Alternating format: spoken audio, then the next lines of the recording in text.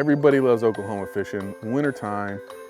We know that this is the time that trophies are caught. And so that's what we're doing. Looks like he might react to that. He's coming, he's coming. He looks like he is. Finally. Yeah. We're taking our advanced technology and we're going after trophy fish. Finally. Uh-oh. You got him. Hey, got him. Got him. Biggin. The biggin. Biggin. Take our time with this thing. He's gonna probably jump. Oh, he's big. Oh, yeah. The thing that we're able to do with this is get very accurate description of exactly where that fish is at. They're still lethargic. The water at the best is 43 degrees. They're not running all over the place to feed. It's not the fall, it's not summertime. So you gotta put it right on their nose. And so that's what we're able to do is take this technology, scan around, get into some of these lakes that the wildlife department's done an amazing job of putting these trophy fish in, and we're going trophy bass hunting today. For those that don't know what LiveScope is, it's a forward shooting real-time sonar. It allows you to see things in 3D and it allows you to see it in real time. So you can shoot out in front of the boat, see the fish, I can see the head, the tail, and I can actually make a perfect cast and watch my lure come down to that fish, and I can see in real time that lure come down and the whole activity between the lure and the fish. He's coming, he's coming. He looks like he is. Finally. Yeah. Finally.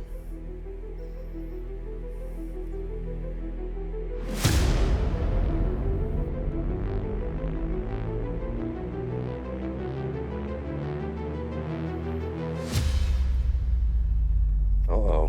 You got Got him. him. Hey, got him. Got him. Biggin. The biggin. Biggin. Take our time with this thing. He's gonna probably jump. Oh, he's big. Oh, yeah. I don't think he's a 10, but he's good. Fishing electronics have been an integral part of fishermen's, boats for a long time.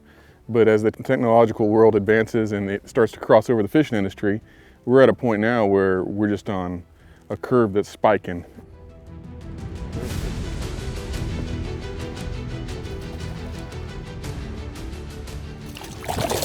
Oh, yeah.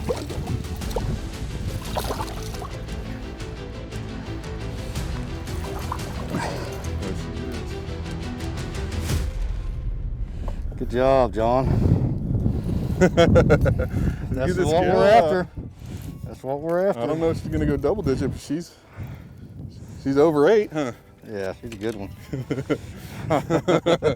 Finally, huh? Hey, give me some of that. Yeah. Good job.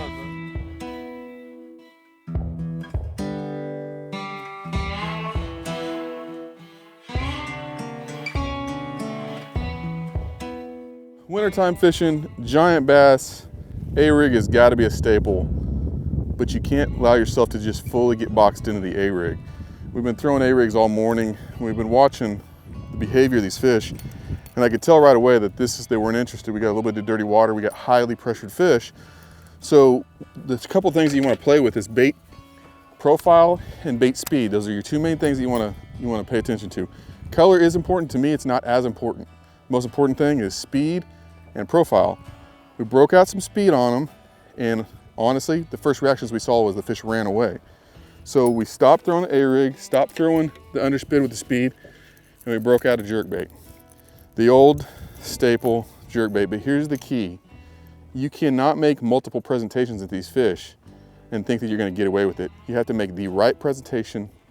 First off, it's the first fish we came to where the presentation was perfect, came right down on the fish, and just let it pause and pause and pause and let it sit there. When the fish turns and reacts to it, then you've got two options. Let it sit and see if that fish hooks in, or give it a little movement and watch that fish's reaction. The fish got up and nosed up on the jerkbait. We gave it one quick movement and the fish came after it.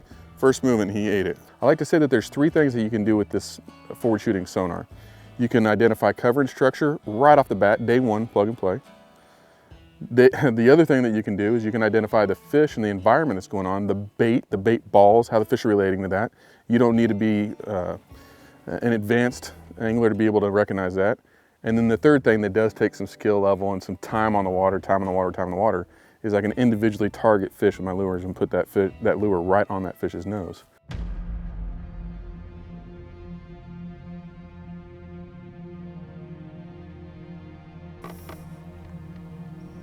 Uh-oh.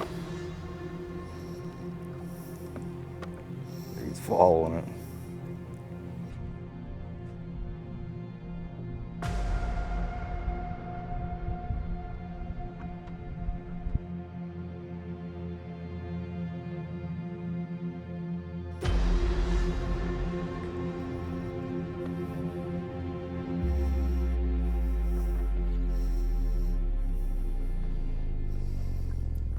Got him. Oh, this is a good one. Big, big, big one. I don't know how well they get hooked when they get down like that.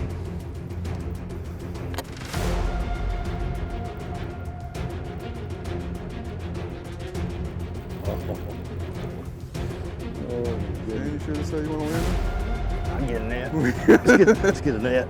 That's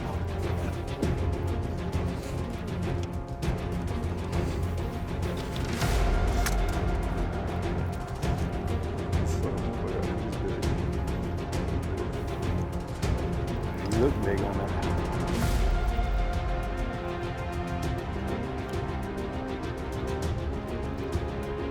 Woo! Live scoping, monster bass. 101. When the A-rig won't bite, right? Right.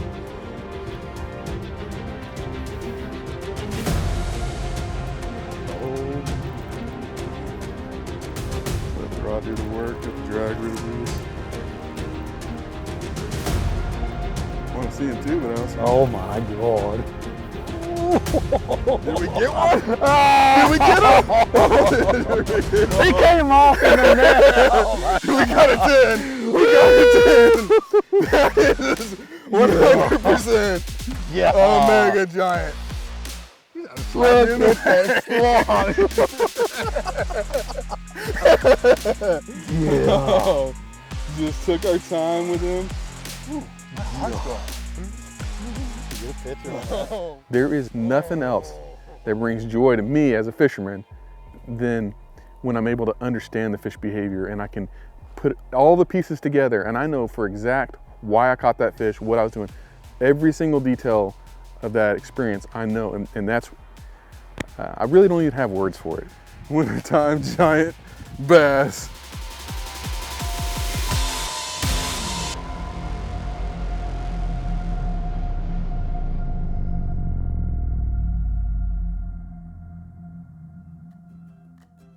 Today was all about stealth, and part of stealth is just distance, separating yourself.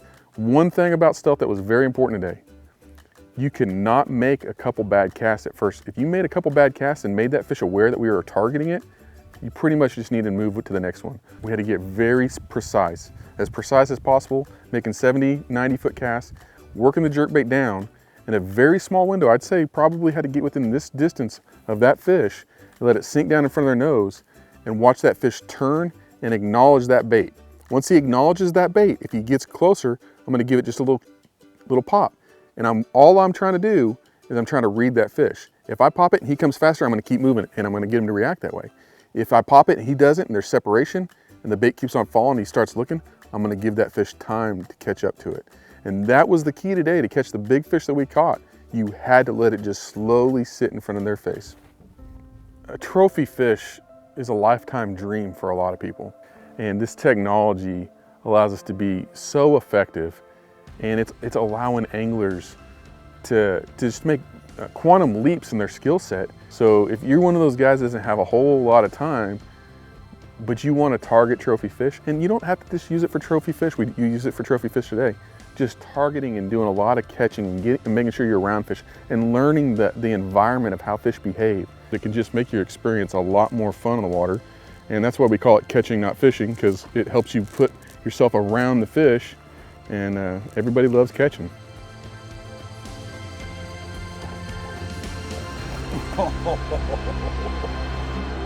Awesome.